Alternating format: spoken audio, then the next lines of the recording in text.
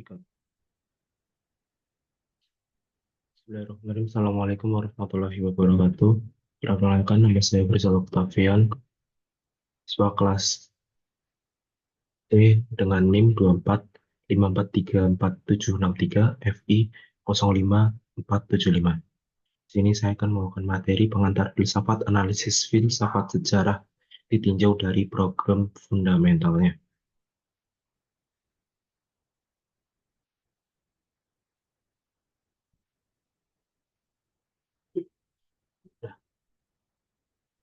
Nah, pada awalnya, apa itu filsafat sejarah? Filsafat sejarah adalah cabang filsafat yang mempelajari makna, tujuan, dan pola dari peristiwa sejarah. Ruang lingkup filsafat sejarah sendiri mencakup berbagai aspek yang membantu kita memahami dan menafsirkan peristiwa sejarah, seperti analisis peristiwa sejarah, penelitian sejarah, dan masih banyak lain hal yang mendalami atau menggali lebih dalam apa itu sejarah secara filosofis. Yang berikutnya, ruang lingkup filsafat sejarah. Ruang lingkup filsafat sejarah sendiri ada ontologi sejarah, epistemologi sejarah, dan aksiologi sejarah.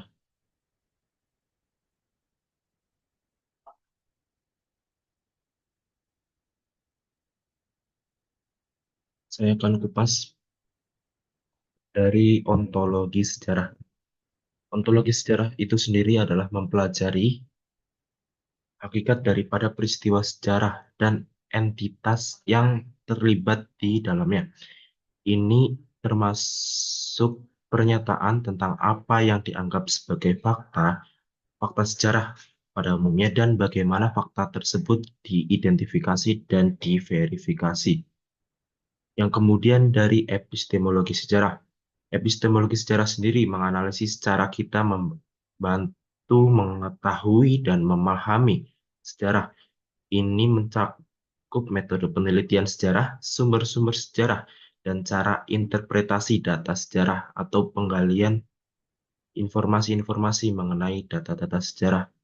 Seperti pada contohnya, Kerajaan Majapahit didirikan tahun berapa dan sebagainya.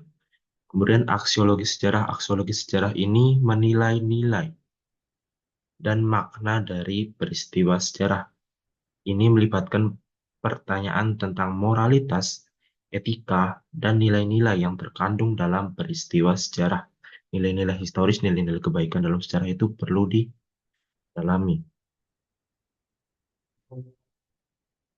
Kemudian yang terakhir adalah kritik sejarah. Kritik sejarah ini mengkaji dan mengkritisi metode interpretasi sejarah yang ada. Ini termasuk analisis terhadap bias subjektivitas dan objektivitas dalam penulisan sejarah. Yang berikutnya ada problem fundamental yang muncul. Problem fundamental yang muncul yang pertama adalah objektivitas dan subjektivitas, dan yang kedua makna dan tujuan sejarah. Yang ketiga, kualitas dalam sejarah. Yang keempat, interpretasi sejarah. Dan yang kelima, kemajuan sejarah. Dan yang terakhir, peran individu serta peran struktur sosial. Saya akan kupas dari poin yang pertama, yaitu objektivitas dan subjektivitas. Salah satu masalah utama adalah sejauh mana sejarah dapat ditulis secara objektif. Banyak sejarawan dan filsuf berpendapat bahwa interpretasi sejarah selalu dipengaruhi oleh perspektif subjektif penulisnya. Jadi, ada kalimat yang menyatakan bahwa sejarah ditulis oleh pemenang, dan itu memang benar adanya. Yang kedua, makna dan tujuan sejarah. Apakah sejarah ini memiliki makna atau tujuan akhir?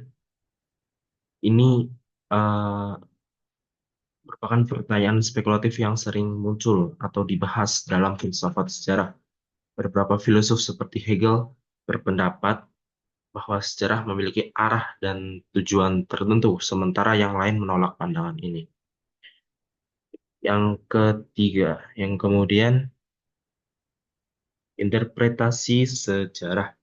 Bagaimana peristiwa sejarah harus diimplementasikan? Ini adalah metode yang mencakup masalah tentang metode interpretasi yang digunakan dan apakah interpretasi tersebut sudah dianggap sah ataupun tidak. Dan yang kemudian kemajuan sejarah. Apakah sejarah manusia menunjukkan kemajuan? Ini adalah ide yang sering diperdebatkan dengan beberapa filosof berpendapat bahwa sejarah menunjukkan kemajuan moral dan sosial, sementara yang lain melihat sejarah sebagai siklus peristiwa yang berulang. Template gitu ya. Kemudian peran individu dan struktur sosial, sejauh mana individu berperan dan membentuk eh, ini sejarah. Sejarah dibandingkan dengan struktur sosial dan ekonomi yang lebih besar. Ini adalah masalah yang sering dibahas dalam konteks sejarah sosial dan politik. Kemudian melanjut ke slide yang selanjutnya. Pandangan atau aliran apa saja yang menjawab problem fundamental tersebut? Yang pertama ada historisme, yang kedua materialisme historis, yang ketiga adalah positivisme, yang keempat hermeneutika, yang kelima filsafat sejarah dan spekulatif, yang keenam filsafat sejarah kritis. Saya akan kupas dari historisme. Historisme sendiri adalah aliran yang berpendapat bahwa setiap peristiwa harus dipahami dalam konteks zamannya tersendiri. Historisme menekankan pentingnya memahami latar belakang sosial, budaya, dan politik dari suatu peristiwa sejarah untuk menghindari kesalahan dalam konteks ini menempatkan peristiwa sejarah di luar konteks waktunya dan subjektivitasnya. Yang kedua, materialisme historis dikembangkan oleh Karl Marx. Aliran ini menekankan bahwa perkembangan sejarah ditentukan oleh faktor-faktor material dan ekonomi. Menurut pandangan ini, perubahan dalam struktur ekonomi dan hubungan produksi adalah pendorong utama perubahan sejarah. Yang berikutnya positivisme. Aliran ini berusaha menerapkan metode ilmiah dalam studi sejarah.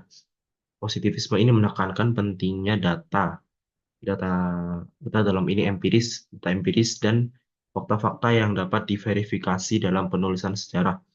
Aliran ini berusaha mencapai objektivitas dengan menghindari interpretasi subjektif. Yang selanjutnya hermeneutika, maaf.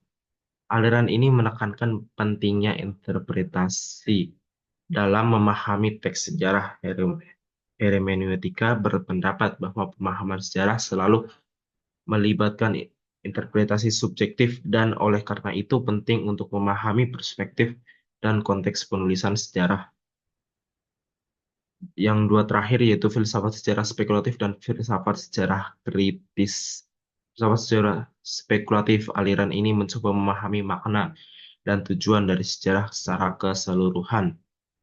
Filosof seperti Hegel berpendapat bahwa sejarah memiliki arah dan tujuan tertentu, dan bahwa perkembangan sejarah manusia adalah proses menuju realisasi kebebasan dan rasionalitas cara berpikir manusia secara rasional.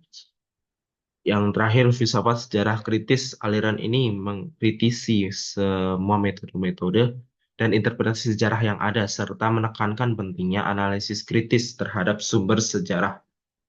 Filsafat sejarah kritis berusaha mengungkap bias dan subjektivitas dalam penulisan sejarah. Baik, itu saja presentasi dari saya, Rizal Octavian. Bila terdapat kekurangan dan salah ucap kata, saya hanyalah manusia biasa, banyak salahnya. Sekian, wabillahi taufiq wal hidayah. Wassalamualaikum warahmatullahi wabarakatuh.